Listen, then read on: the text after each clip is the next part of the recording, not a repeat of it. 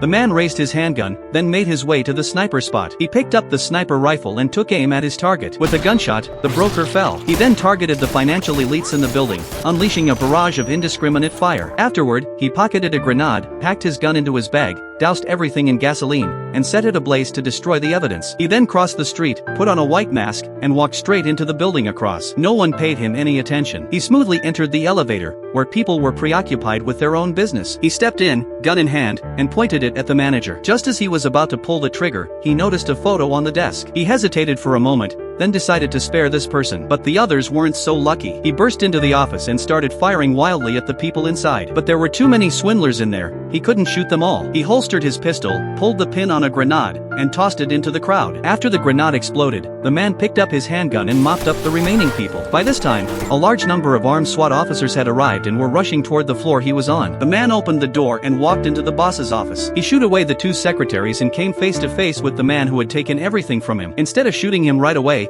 he pushed the boss to the other side of the desk, took off his mask, and sat down in the boss's chair. The boss, facing the gun, remained surprisingly calm. After learning the man's intentions, the boss actually started to mock him. He said that no one in the world becomes a billionaire through legitimate business, and that he was at the very top of society. People like the man would always be their pawns. The man had no comeback. He then checked the surveillance and decided to play a game with the boss. He placed the handgun on the desk and said that whoever grabbed it first in 3 seconds would live. To his surprise, the boss grabbed the gun before he could even finish counting. As the boss triumphantly aimed to shoot, he realized there were no bullets in the gun. Just then, the SWAT officers burst in and shot the boss dead before he could react. The man was lying on the ground when he was rescued by the SWAT team as a hostage. Downstairs, a hand was placed on his shoulder. It was his friend. Seeing his condition, the friend immediately understood but chose not to expose the lie. Instead, he helped the man leave the scene. Another friend outside saw this but also remained silent. The two friends just watched as the man walked away from the place.